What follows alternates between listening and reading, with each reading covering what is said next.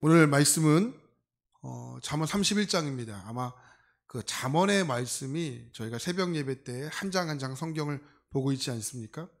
지금 사순절 특별 새벽 기도회가 진행되고 있어서 잠언 말씀을 잠깐 이렇게 내려놓고 우리 이제 마태복음의 말씀을 좀 묵상하고 있는데 주일 일부 예배는 7시 예배는 새벽 예배를 이어서 말씀을 이렇게 진행하고 있습니다. 오늘 잠언 31장인데 오늘 마지막 잠언을 통하여 하나님의 은혜를 받는 시간 되기를 바랍니다.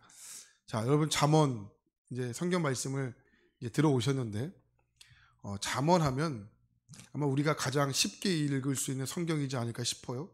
그러니까 교회를 처음 다니신 분들도 무슨 성경을 읽을까요? 묻는다면 한번 잠언 읽어봐. 이렇게 말할 정도로 잠언은 우리에게 참 유익한 내용들이 많이 있는 성경이죠. 여러분 잠언, 이 잠언이라는 뜻이 어떤 뜻이냐면 이 잠은 찌를 잠, 또 어는 말씀언이에요. 그러니까 잠언은 뭐냐면 찌르는 말씀이라는 뜻이에요. 여러분 사람을 뒤에서 막 이렇게 찌르면 어떻게 해요? 불쾌하죠? 네, 불쾌해요. 그러니까 찌른다는 것은 이게 참 의미가 여러 가지인데 이 잠언이라는 성경이 우리에게 주는 의미는 뭐냐면 우리가 영적으로 둔감해 있었던 것을 바늘로 찌름으로써 우리의 영혼을 다시 한번 자극시켜주는 역할을 하는 게 바로 잠언이라는 성경이에요. 그러니까 지금까지 나의 어리석음, 이것이 잘못인가? 하나님 앞에 이것이 잘못인가? 미쳐보지 못했던 둔감했던 부분, 이 영적인 부분을 다시 한번 찌름으로써 다시 한번 활력을 시키는 것, 활성화를 시키는 말씀이 바로 잠언이라게 됩니다. 그렇기 때문에 잠언을 쓴 목적이 뭐냐면 잠언 1장 2절부터 보면 이렇게 말해요. 이는 지혜와 훈계를 알게 하며 명철의 말씀을 깨닫게 하며 지혜롭고 공의롭게 정의롭게 정직하게 행한 일에 대하여 훈계를 받게 하며 어리석은 자를 슬기롭게 하며 젊은 자에게 지식과 근신함을 주기 위한 것이니 이렇게 말해요.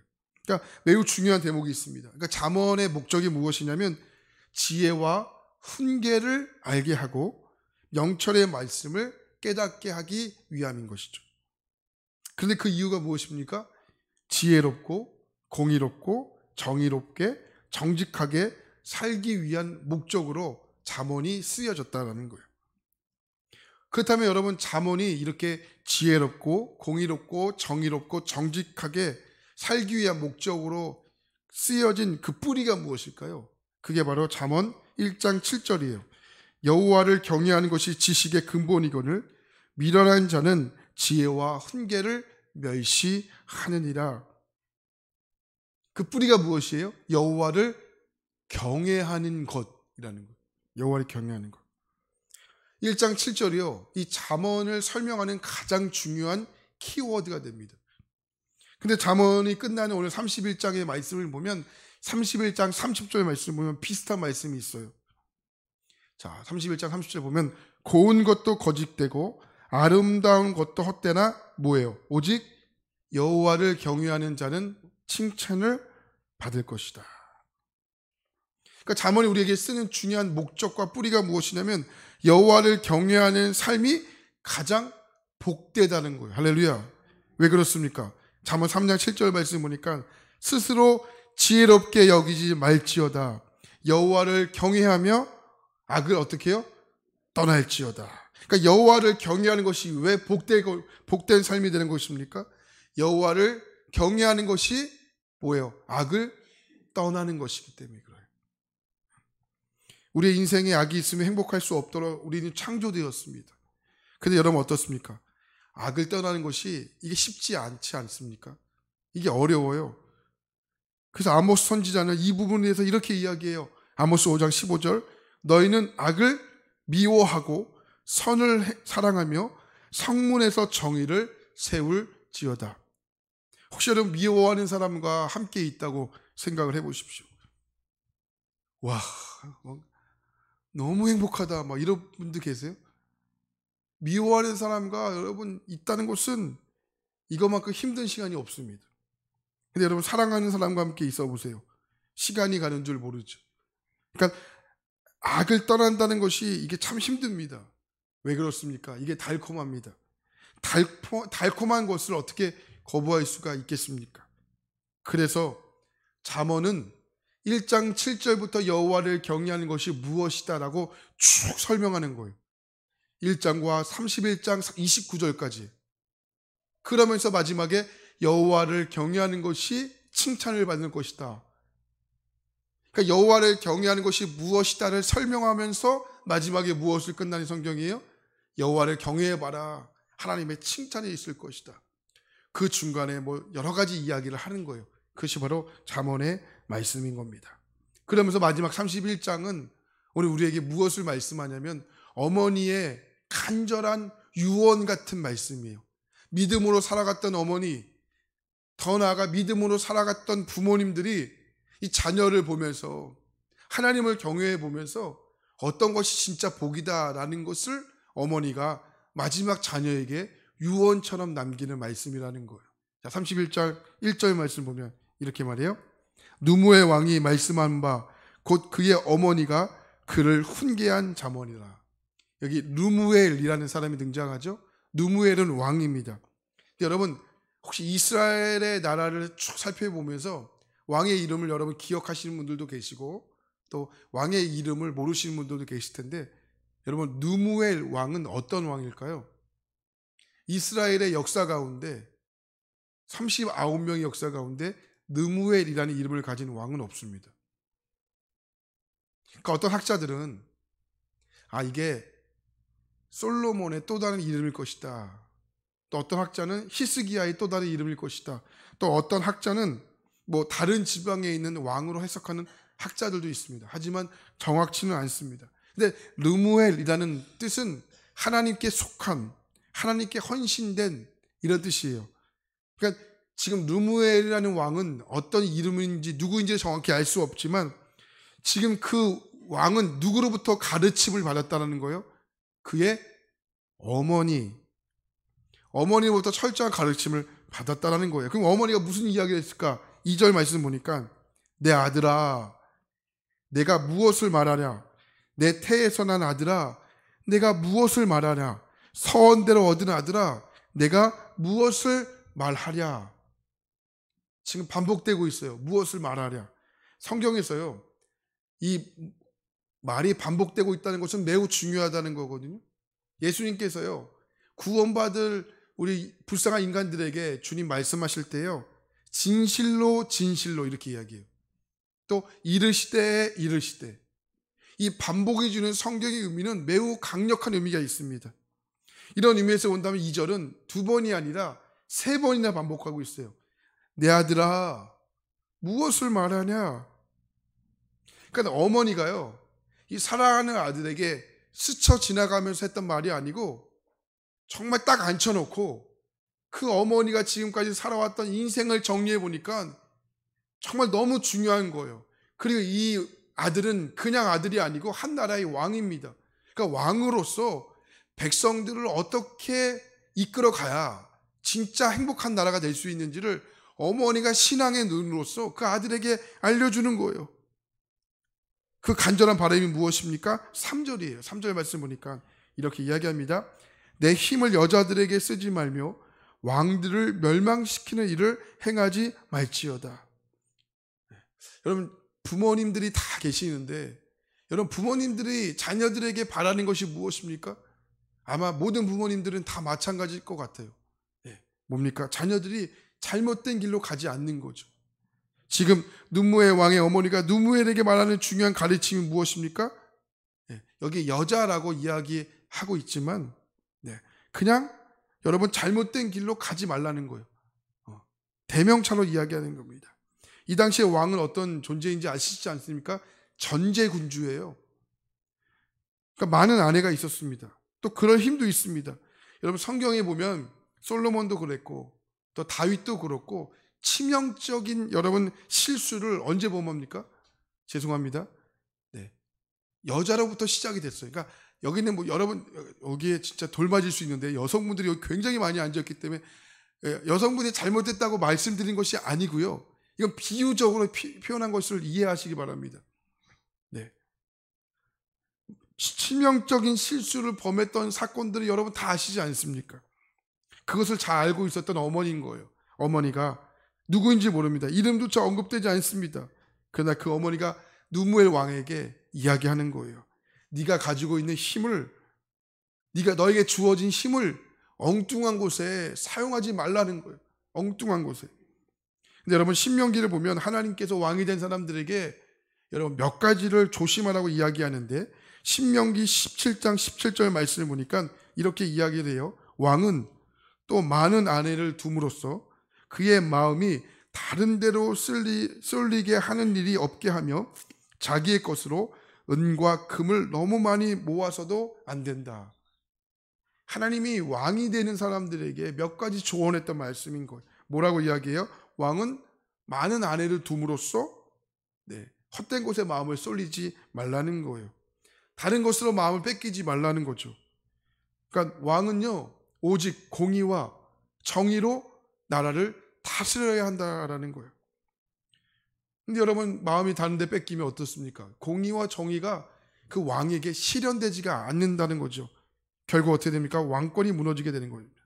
그래서 어머니가 간곡하게 첫 번째로 이야기했던 것이 뭐냐면, 여자에게 쓸데없는 것에 너의 마음을 쏟지 말라고 간곡하게 호소하고 있는 거예요. 두 번째로 왕의 어머니가 간절한 아들에게 했던 두 번째 바람이 뭐냐면 4절이에요. 4절 말씀 보면 이렇게 말합니다. 같이 볼까요? 시작. 누무에라, 포도주를 마시는 것이 왕들에게 마땅하지 아니하고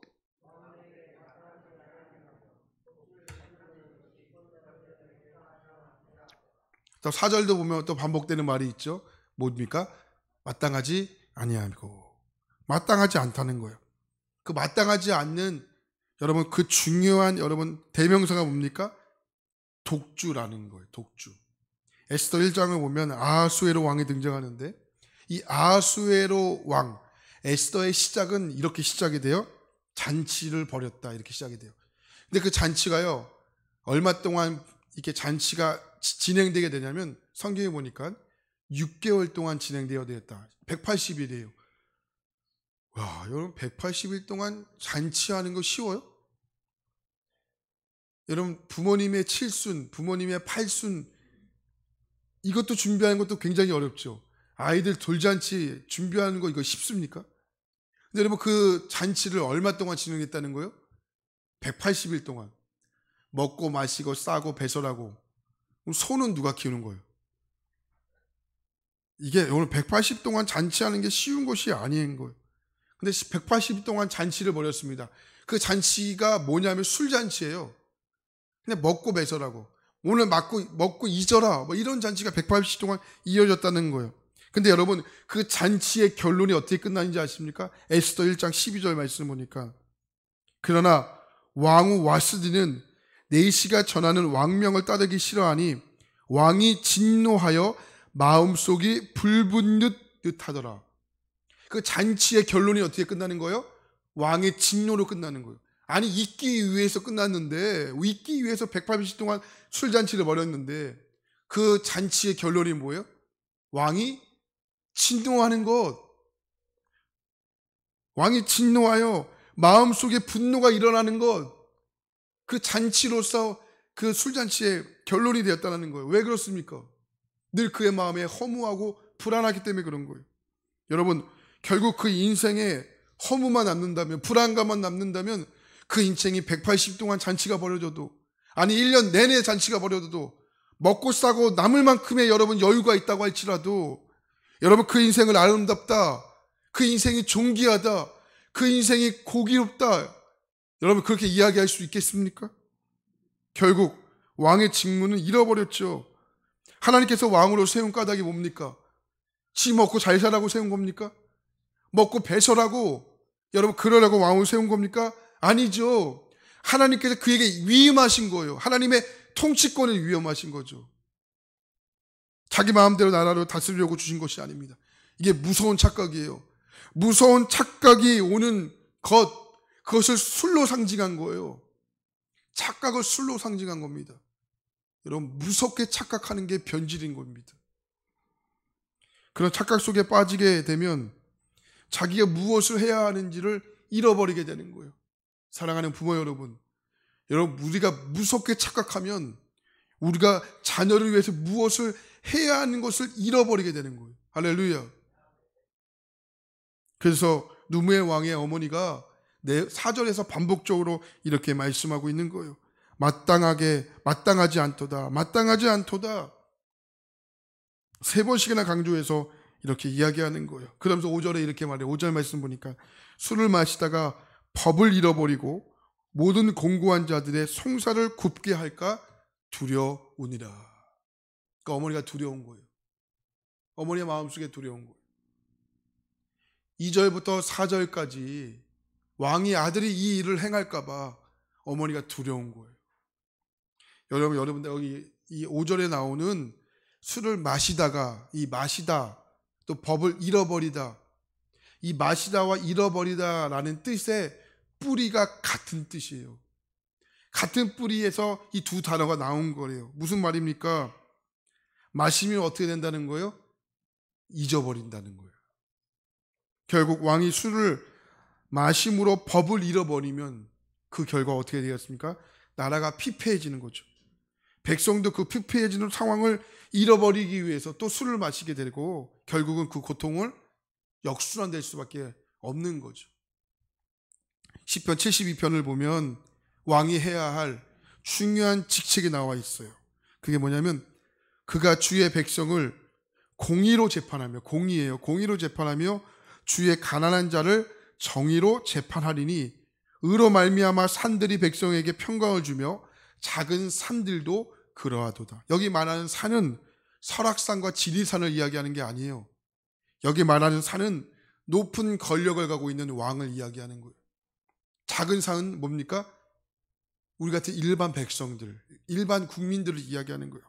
왕이요, 높은 권력을 가지고 있는 사람이 여러분 공의로 재판하지 않고 정의로 재판하지 않으면, 의가 이루어지지 않으면 백성들의 삶이 어떻게 된다는 거예요? 곤고해진다는 거예요. 왕이 공의로 재판하고 정의로 재판하게 될 때 어떻게 된다는 겁니까? 의가 이루어져서 사람들이 존중함을 받는다는 거예요. 네. 여러분, 이것이 한 나라의 왕으로서 뿐만 아니라 부모들이 가져야 할 마음의 자세라는 거예요. 여러분, 자녀들에게 무엇을 남기기를 원하십니까? 오늘 말씀 4절에 보면 이렇게 말해요. 그가 가난한 백성의 억울함을 풀어주며 궁핍한 자의 자손을 구원하며 압박하는 자를 꺾으리로다. 13절에 보면 그는 가난한 자와 궁핍한 자를 불쌍히 여기며 궁핍한 자의 생명을 구원하며 14절 그들의 생명을 압박과 강포에서 구원하리니 그들의 피가 그의 눈앞에서 존귀히 여김을 받으리로다. 그러니까 나라의 왕이 이 부모된 우리가 해야 할 일이 뭡니까? 백성들을, 자녀들을 어떻게 해요? 존귀히 여기는 겁니다. 이것이 우리를 세운, 부모를 세운 이유고 한 나라의 왕을 세운 이유가 되는 겁니다. 통치자의 의무가 무엇입니까? 약자의 권리를 회복시켜주는 거죠. 이것이 지금 눈무의 왕의 어머니가 그 아들에게 몇 번씩이나 강조하면서 반복하면서 신신당부하고 있는 말인 거예요. 여러분, 내 자녀가 남들과의 경쟁에서 이기기만 바라고 내 자녀들이 남들보다 귀한 존재로 성장하기만을 바라는 부모가 아니라 정말 내 자녀가 공의를 알고 사람들과 더불어 살 줄 아는 그런 자녀가 되기를 바라는 마음으로 양육할 수 있는 것, 이것이 여러분 부모가 가져야 할 마음인 겁니다. 여러분, 내 자녀만 잘났다고 여기시면 안 됩니다. 이렇게 양육하는 것, 이게 성경에서 말하는 여러분 어머니의 또 아버지의 부모의 마음이 아닌 것입니다. 여러분, 여러분 가운데 여러 가지의 기도 제목이 있을 겁니다. 하지만 부모로서, 어미로서 여러분 이것을 위해서 기도한다면, 이것을 위해서 여러분 눈물로써 씨를 뿌린다면 여러분 이 기도가 얼마나 멋진 기도가 되겠습니까? 오늘 잠언을 마무리합니다. 마무리 짓게 되면서 하나님은 부모된 우리에게 간절하게 요청하고 있는 거예요. 하나님, 우리에게 이런 부모, 이런 자녀가 될 것을 말씀하고 있는 겁니다. 하나님의 귀한 여러분, 우리 교회 가운데 이런 부모들이 많아졌으면 좋겠습니다. 바로 제가 이런 지혜로운 부모가 되기를 원합니다. 여러분들이 이런 부모가, 지혜로운 부모가 되어주시기를 진심으로 축복합니다. 이러한 것이 교회가 돼야 되고, 이러한 것이 바로 교회로부터 교육을 돼야 되는 겁니다. 여러분, 다시 한번 당부드립니다. 내 자녀가 남들과의 경쟁에서 이기기만 바라는 것, 여러분, 이것은 올바른 부모의 마음이 아닌 것입니다.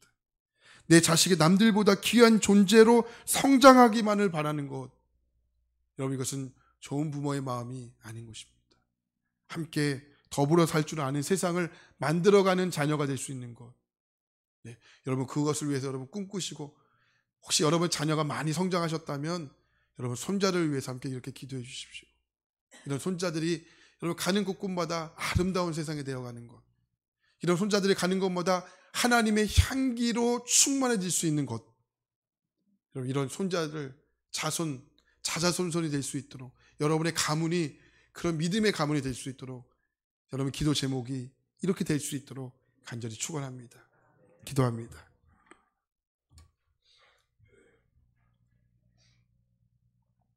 하나님, 오늘로써 잠언의 말씀이 끝납니다. 하나님, 1장 7절부터 여호와를 경외하는 것이 이런 말씀으로 시작하면서 31장 30절에 보면 여호와를 경외하는 자 칭찬을 받을 것이다 말씀합니다. 바로 여호와를 경외하는 것이 무엇인지를 잠언을 우리에 통해서 말씀합니다. 그러면서 31절에 그런 여호와를 경외하며 살았던 한 어머니가 그의 사랑하는 아들에게 신신당부하며 잠언 31장을 통하여 마무리를 하고 있습니다. 반복적으로 이야기하면서 성경은 마무리합니다.